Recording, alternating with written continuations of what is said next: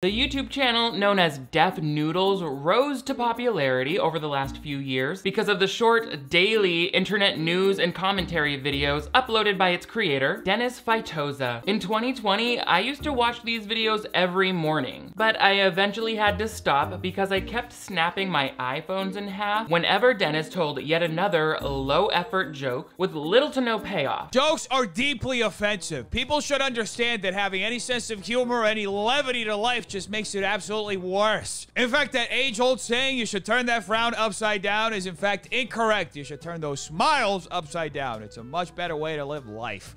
Miserably. Ugh, that punchline was so relentless and grueling. My nervous system actually thought it was a grizzly bear attack. I had enough time to play dead in hopes that he would move on to the next campsite. But since I also create comedic YouTube videos, I decided not to say anything about how Def Noodles was finding YouTube success despite his low quality writing, because I'm not openly bitter. But apparently, Dennis did eventually receive that feedback from elsewhere on the internet, and so he reacted in the customary way of comedy bros who just found out they're not funny, by waging war on the planet and punishing society forever. That means nowadays he's put out enough cringy content that I can finally make this video and sound a little more righteous than jealous, because I guess that's marginally better. So get up on this high horse with me so we can workshop some of Def Noodles' signature comedy stylings, such as laborious sarcasm, uninteresting similes, and finally, the most painful to watch comedy roast battle that you've ever paid $5 to see inside of a cramped, stuffy, unpermitted gathering place. So get ready to spend those drink tickets, because we are heading into a homemade comedy club so that an unteachable comedian can teach us about comedying in this roasted, toasted, and ghosted installment of Clip Breakdown.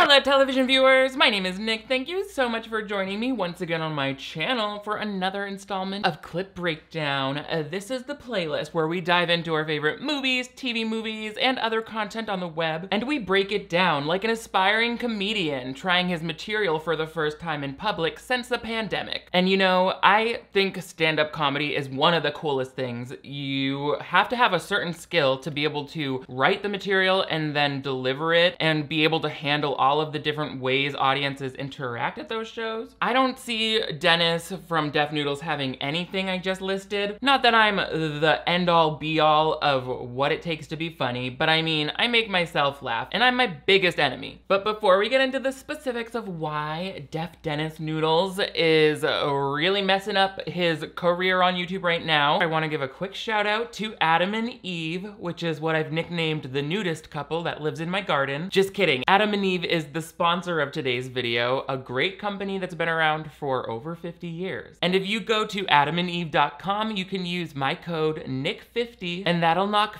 50% off of one item, and you'll get free shipping anywhere in the US and Canada. Some exclusions apply, and 20% of their profit goes towards helping fight the spread of HIV around the world. The two people living in my garden just pay me rent every month, and that's actually fine too. Merch and a Patreon. So I remember specifically still living in Hollywood when I just threw my hands up and said, I'm sorry, I cannot start my day watching these Def Noodles videos, which, by the way, the branding for Dennis's channel has always bothered me. I thought his name was Def Noodles, like his internet name, you know, like rice gum. I thought it was like that. But then I read on his about page that the channel is Def Noodles and his name is Dennis. I mean, okay. And then he said that his show is called Irrelevant News, which I thought was just a segment within the Def Noodles videos. But then on Twitter, he said that it was Def Noodles that was the name of the show and the channel. It doesn't matter. The point is, it's a satirical news show. I think he really wants us to know that because in his mind, satirical is a great way to not have to be funny. According to my YouTube history, that clip I showed you in the intro was from the last episode of Def Noodles or whatever that I ever watched. This was back when he was doing it on a green screen with earphones with cat ears in front of a Minecraft house. And I was aware then that he sort of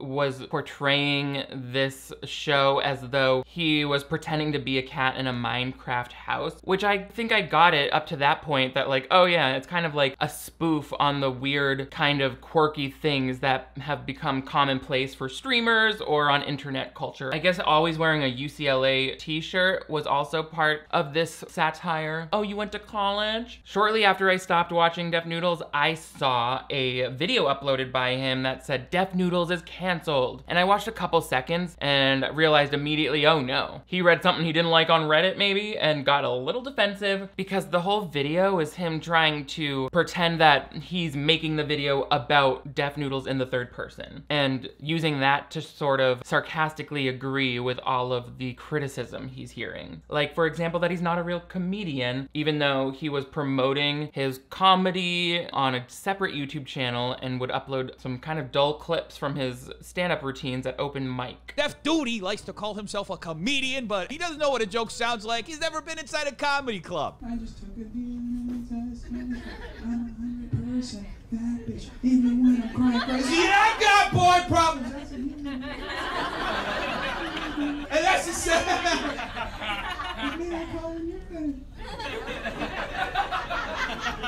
Folks, this is absolutely fake. I know for a fact that there was absolutely nobody in the audience. In fact, he stood in that stage in that comedy club completely by himself, filmed this bit, and added a laugh track to it. All right, thanks for sharing, but I don't think anyone is accusing you of not trying to be a comedian. So this clip to me is not doing much. And trust me, you've already provided the internet with plenty of videos showing you struggle to be funny. The fact that Dennis showed this clip to shut down the haters is concerning. Like, really? That was the best bit you could show of your whole stand-up routine? And also, don't worry, we know that the audience laughter is real. The people you hear in those pre-recorded laugh tracks don't usually sound like they sort of feel bad for the person on stage. I also never really care for how Dennis would watch his clips that he was playing in that picture-in-picture. He looks like a sim waiting to be randomized. So anyway, Dennis is clapping back at the haters who say he's not a comedian by showing that, if I'm not a comedian, how have I in fact performed comedy? Do you know what a professional comedian is? And are you that? He, just so we don't think this is all a deep fake, he keeps proving his non-point. What did you just said that's my wife? I don't know, you're drunk.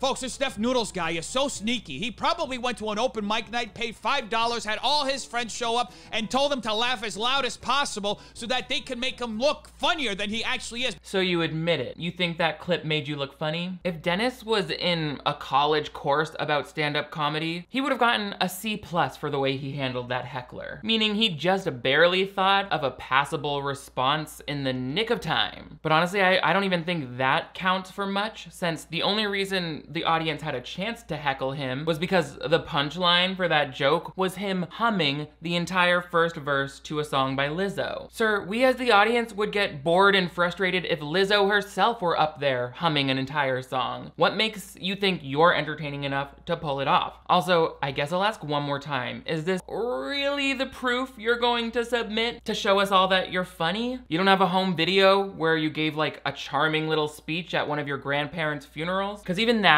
I think would bring more levity. Regardless, at this point, after watching a little bit of this video all those months ago, I was like, I feel better just knowing that I'm not the only one who realizes this is bad comedy. But I mean, what I didn't expect was for Dennis to take that and then deny that anyone is right. That's the thing about having an online audience, is you can always find people who are gonna agree with you no matter what. Because out in the great wide world, there will always be people as tacky and tasteless as you. That's what I've learned. Hey, tacky and tasteless friends. No, but for real, he can always make a video about how he thinks he is funny, and there will be supporters whose comments he favorites. And somewhere over the last few months, he's ditched the Minecraft and the cat ears and started using more of his actual voice. because as you heard in those clips, he had sort of an affected way of speaking, but he's made several announcement videos where, like this one, he says that the whole show, the way he sits and talks on camera and gives a rundown of the internet drama is, and according to him, always has been, a spoof on the drama channels, which he started to copy them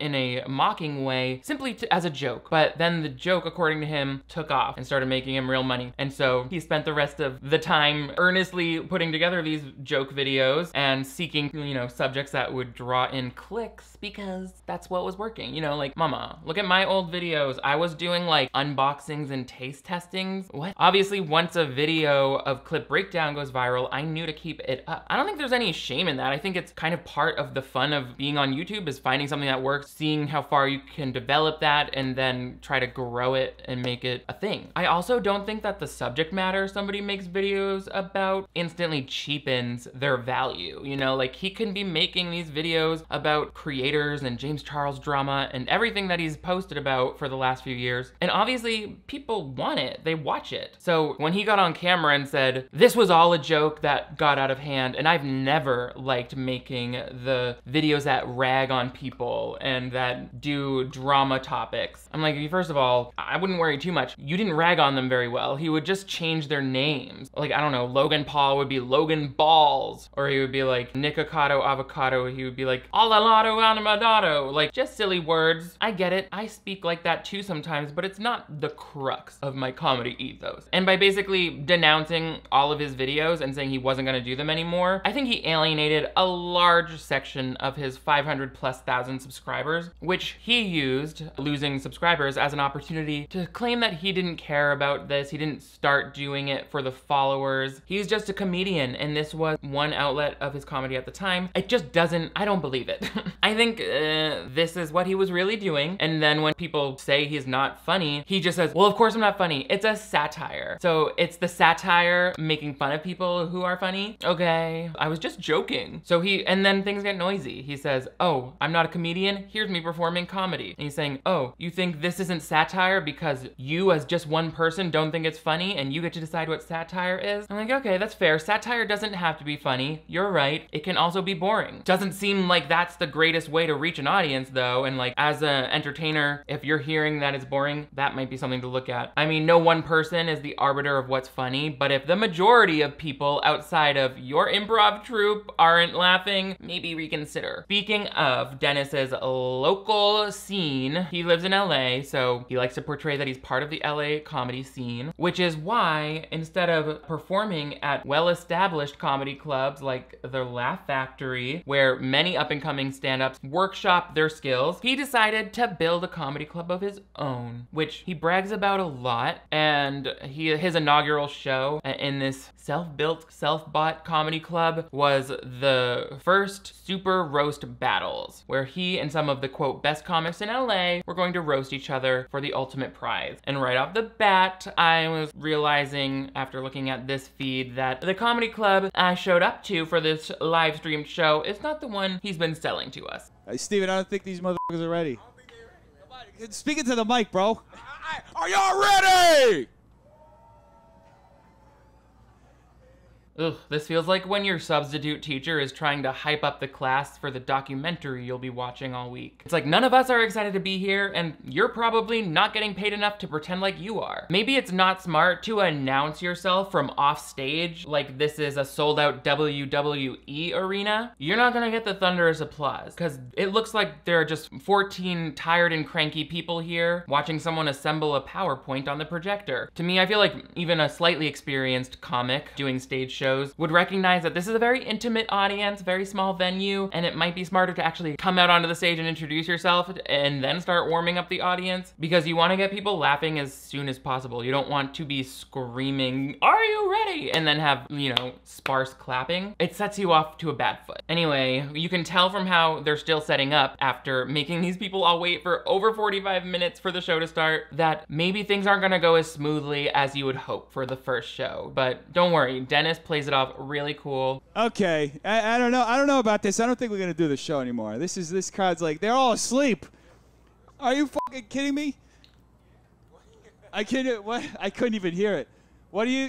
Did somebody yell something? Ooh, sorry, yeah, that was me yelling that the building is on fire so that everyone had a more urgent excuse to flee from the building, aside from just feeling really uncomfortable because of this opening. After getting a lot of online criticism for his obnoxious and underwhelming sort of videos, Dennis tried to make it clear that he doesn't need YouTube to continue his career. He's already, after denouncing the videos, he's already accomplishing his dreams. That dream was building this comedy club, but like saying that you're building or opening a comedy club, whichever, he, you know, chooses his words based on the feeling it conveys. So if you say you're opening a comedy club, it certainly conveys something that's a lot more grand than someone who put out a few folding chairs in their rented office space and then hung some Amazon lights upside down from the ceiling. That looks crazy, by the way. Along with this weird Dutch angle live stream, every time I woke up from a nap during your comedy set, I thought I had been kidnapped by Jigsaw. Dennis plays some intro music to get himself on stage. It feels like he thinks he's a lot more of an anti-hero these days than, I don't know, a Minecraft cat. So that's sort of the behavior we're getting here.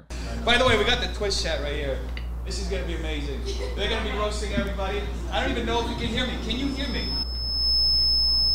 Yeah, what's up? So, okay, yeah, the wrong lights. Oh God, Dennis is that nervous guy who keeps leaning against the light switch in the back room of the adult video store, which totally ruins the sense of anonymity. Some of these men are married, and you just illuminated their shame-based guilt. The audio, mama. I think it was very brave of Dennis to actually post this video, which shows him being nothing but bad at what he claims to be good at. But I mean, it would have been really smart to not even worry about live streaming this. Just do some private shows and work on your skills rather than being like, best comics in all of LA. I watched some videos from my Twitter friend, Peter Mon, who covered a lot of this Def Noodles stuff and got subtweeted by Def Noodles, and he says so much of what I agree with, which is like, this all could have gone so much better if Dennis had positioned it the right way and been a little bit more self-aware about where he's at in his comedy career. By the way, he didn't stop making drama videos. He kind of had to go back to it right away, because as I keep reminding myself every time I upload a video about me cooking food with tiny hands, it's hard to get views on things that are outside of what your subscribers joined for. But regardless, it seems like there's this pattern where YouTubers draw extra scrutiny to themselves by overselling whatever projects they're involved in. When Dennis said that he actually hated doing all of the drama videos and it was all an act, that was the perfect way for him to lose the room, as comedians would say, because on its face, it makes you seem less authentic. You're also basically insulting the subscribers by saying that the content they enjoy is actually petty and he only did it to be funny and you fell for it. Quite literally, all up in the bank with a funny face said, if I'm fake, I ain't noticed cause my money ain't. But why did you have to say you were building a nightclub and not just hosting in-person comedy events? But I guess it's hard to think small when you've come up with a comedy club that is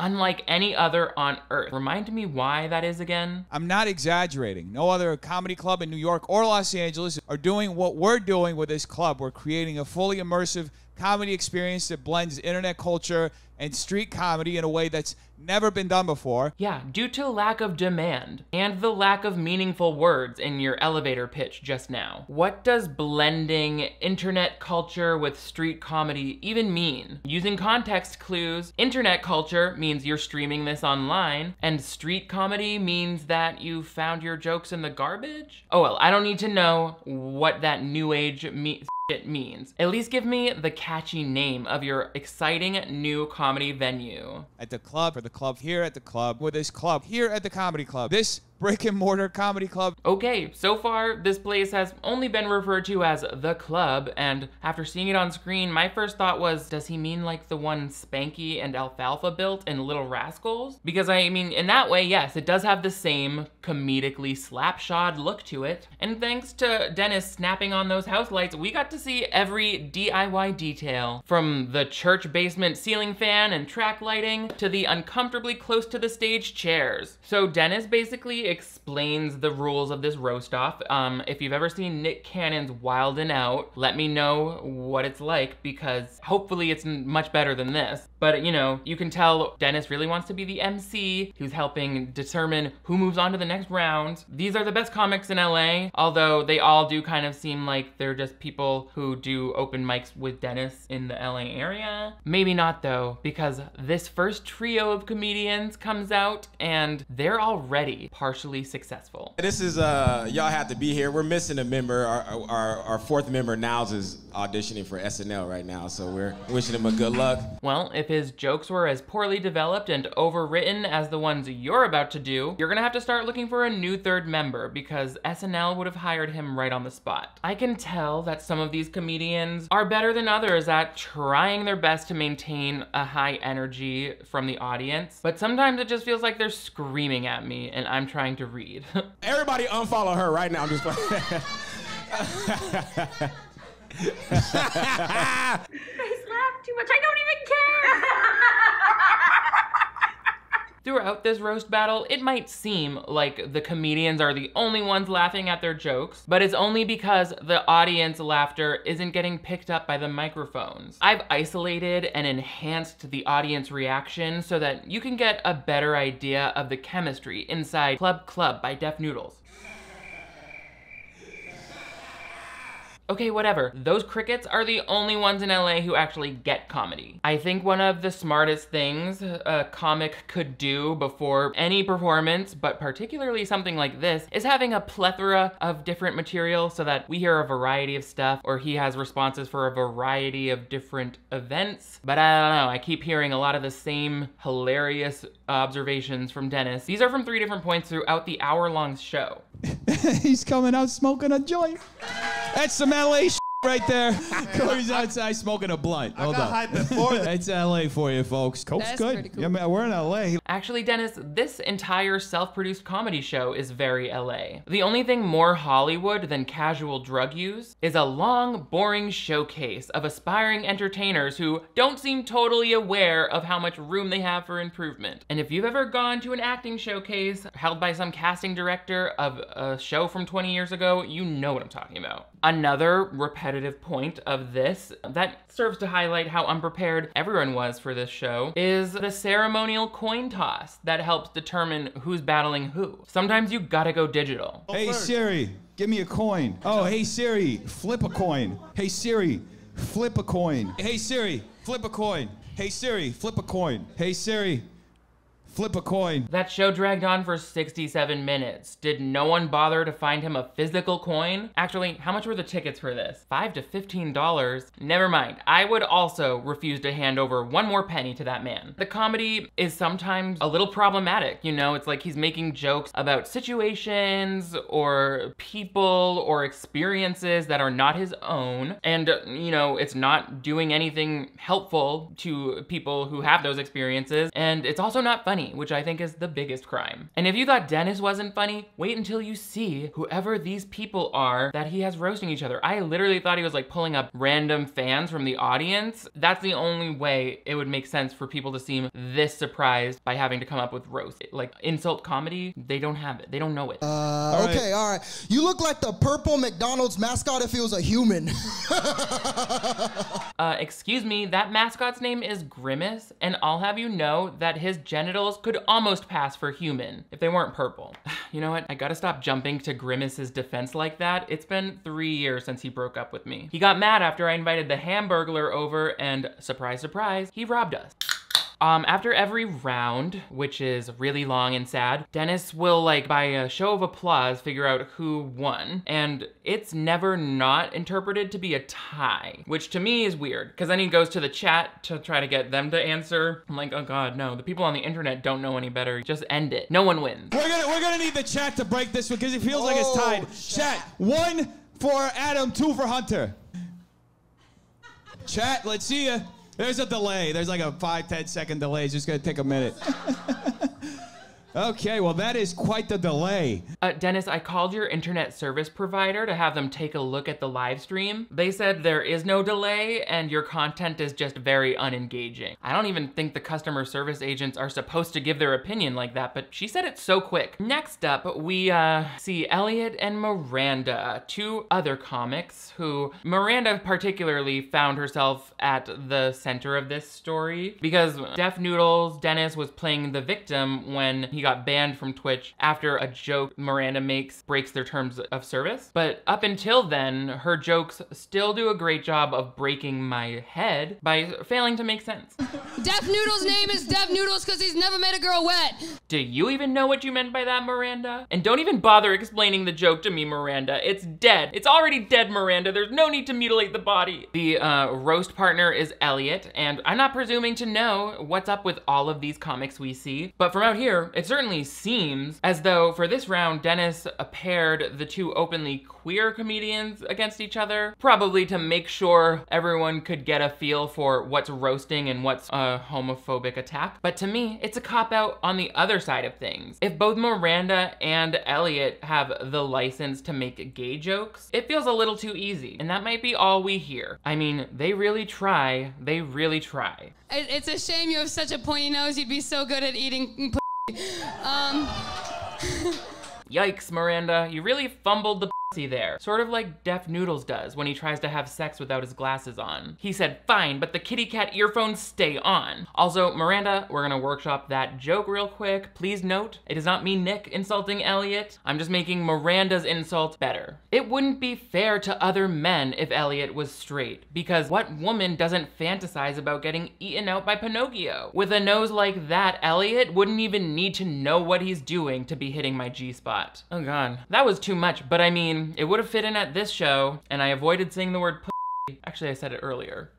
There's a mirror in front of me, so if I say it one more time, it will appear and take me to the hell or whatever. Miranda does show some potential, but like, I mean, the jokes just never quite get there. Elliot goes on Grindr to vent. How about, like, Elliot is such a bottom that Grindr actually suspended him for sharing too many feelings.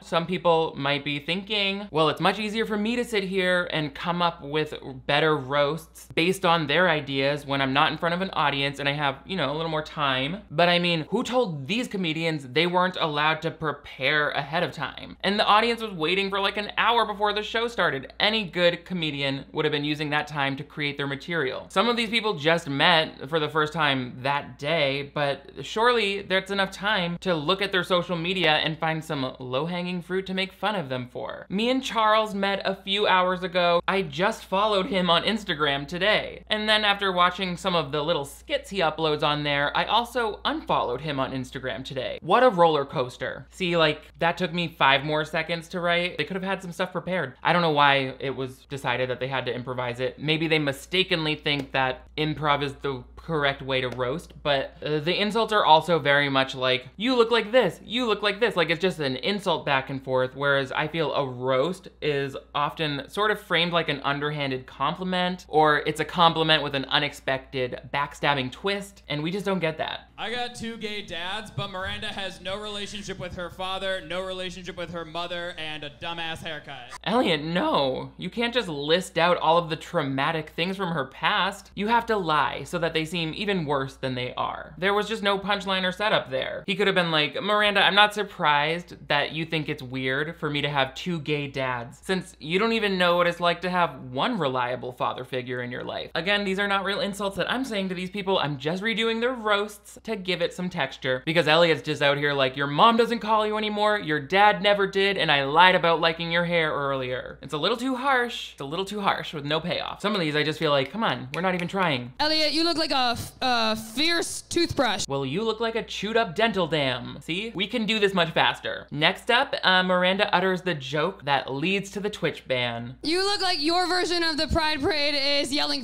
at everyone.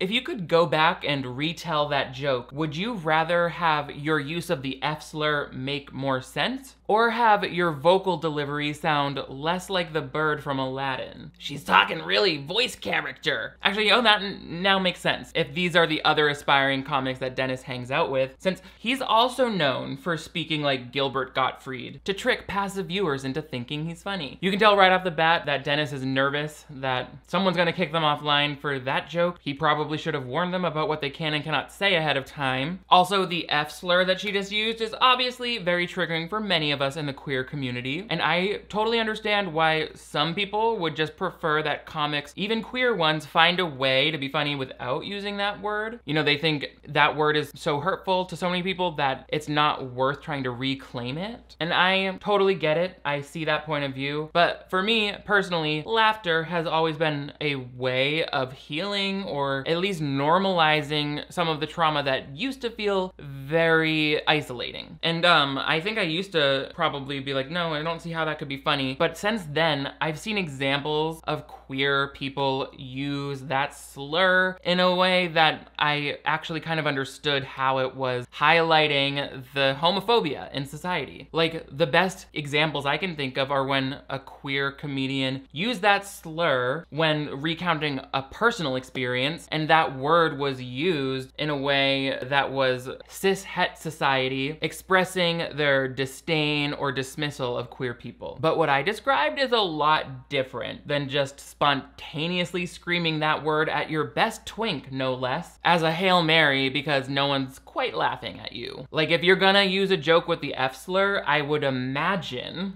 it would be really smart to make sure it's worded in a way so that it has the impact that you think it should. For example, that word is the private nickname Nancy Reagan had for me. You know, like, you can be like, oh, get it? It was homophobic, and that's, you get it. Anyway, Miranda's off and going. Hey, while we have this time, Elliot and I run a roast battle called Comic Wars at the Hollywood Improv. Miranda, babe, I just want to see you focus on trying to make it through this roast battle before you start in on me with the comic wars. Like, right now, you're losing the battle and the war. I would just like to experience at least one genuine laugh before you start warning me about how this is a regular thing for all of you people. There's gonna be more. It's shortly into the next round of roast battles that Dennis delivers the news, the fallout from the F slur. Cool. Got banned on Twitch.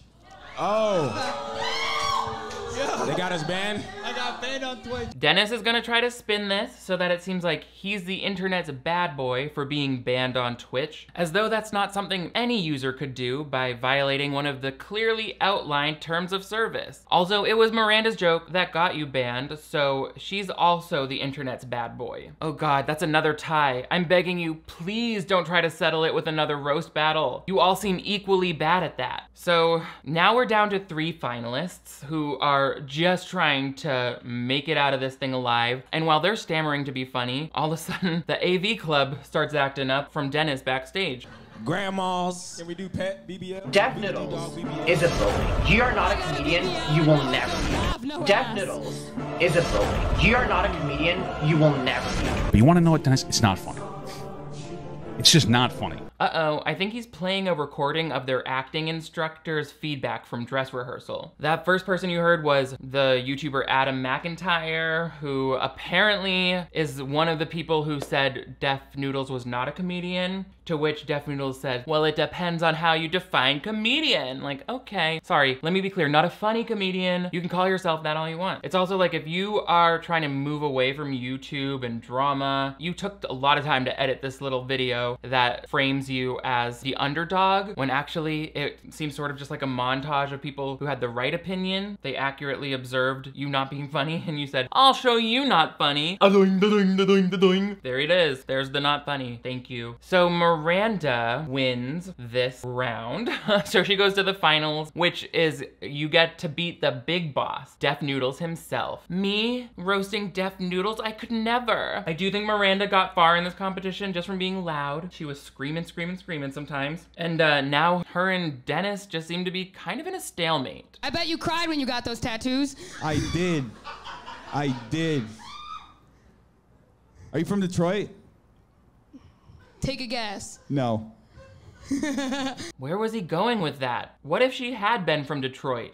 What was he gonna do to her? This, again, really surprises me that Dennis would stake his reputation as a comedian on this show and then not prepare any material for it. I mean, he barely prepared that projector for it. I'm bombing so bad, and I don't give a fuck. I mean, I believe that's what you'll be telling yourself tonight when it's hard to fall asleep. Since you organized this whole event basically to prove to the world that you are funny, I assume your preferred outcome would have been to nail it. I think that's fair, right? You're already publicly distancing yourself from the importance of this roast before the sound waves of your last joke even reach the back row. I want them to stop right now, but they don't. They don't. All I'm seeing is ripped jeans and broken hearts. Yeah.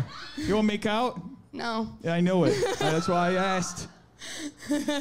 Oh my God, just end the show, Dennis. What are you possibly going to think up to say at this point that would win over the audience? This last round feels like I'm watching two sick horses wait to get euthanized. The people in this audience aren't going to even smile for probably a couple more weeks. Release them so they can go home to their families and let the healing process begin. I like that one. I hate watching it so much it actually hurts. I cannot stand a single more second of this. And thankfully, Def Dennis finally announces the winner. It's not him. He gives it over to Miranda, and she takes maybe 1 calendar year to realize she's won. She thought there was another round of comedy after this, which I guess is why she totally threw away her last chance to close the show. Yeah. I bought a big ass check. I didn't fill it out. You're supposed to win $100. $100? Wow. That means Dennis gave away all of the profit from his sellout show, plus another $25 from his own wallet. I can't win, because you won the... Do 2 people win? Just you. Why do I win? I thought Because you won the roast battle. I thought Hunter was coming back up. No, it's just you and me. We're closing the show. Oh, well... this was phenomenal, right? Oh, way to stick the landing there, Miranda. Anyway, does anyone here validate parking? Actually, forget it. I'm just gonna set all of my belongings down and run screaming into the night. But I can't just yet because Dennis has to thank all of us for showing up. He could thank each member of the audience individually and we could still be out of here in 5 minutes. But he wants to go on for a little bit. Thank you so much. I appreciate all of you taking time out of your day, buying tickets, showing up. Buying tickets, showing up, sitting through this, being too nervous to leave early, scrolling through your phone, distracting us with loud side conversations. It really means the world to me, and next time I might even prepare some comedy for you all. You're gonna get the spiel again on why these hallowed comedy halls are so sacred. We're trying to do something like really cool with, I mean, I literally just built this in the front part of my office. So you're like in my office, like back here where we make the podcast and like the video. Wait. So you're telling me this isn't a professionally constructed comedy venue with fully modernized features? But then however did you source the shower curtains hanging up over the window? He's like, believe it or not, we threw this together. We believe it. We believe it. Turn the lights on. And to see me bomb. So that's, you know. Oof, even his joke acknowledging that he bombed just bombed. And frankly, I don't want to hear him even talk about bombing unless it's his plan to actually blow up this building later and never do anything like this again. In that case, let's get some demolition permits going and bombs away. We can roast some marshmallows on the fire. Roast. Anyway, friends, this was too unfunny to quit. And it's very surprising to see somebody who wants to have a job where he's making comedy be so closed off to the feedback that maybe his comedy is not quite there yet. I'm not saying he should give up and quit his day job, but I mean, maybe don't shit talk your day job that you're actually very lucky to have. If you're making drama videos that get enough views to support your lifestyle so that you can pursue things like comedy, that's a lot more flexible and beneficial of a situation than most aspiring comedians probably have. What is not smart is acting ungrateful as though the YouTube audience that's paying your bills is just a byproduct of your satire that is so satirical and in-depth that it becomes not satire. And then when people tell you to start being funnier, you just do more of the same stuff that isn't funny and act sarcastically as though everyone's wrong. For example, he also put out a video that was like, Def Noodles is the funniest person on earth. And the whole video is him being sarcastically like, see how funny I am when he said that? And he'll like have examples of less than funny things. It's like, I don't think anyone said that you think you're the funniest person on earth, but you definitely seem to think you're funnier than you are, which is where people are gonna come for you. And today, this video was just a really hearty example of that. And girl, it is 12:30 a.m. and I don't have any more time tonight to tell Def Noodles how poorly branded he is.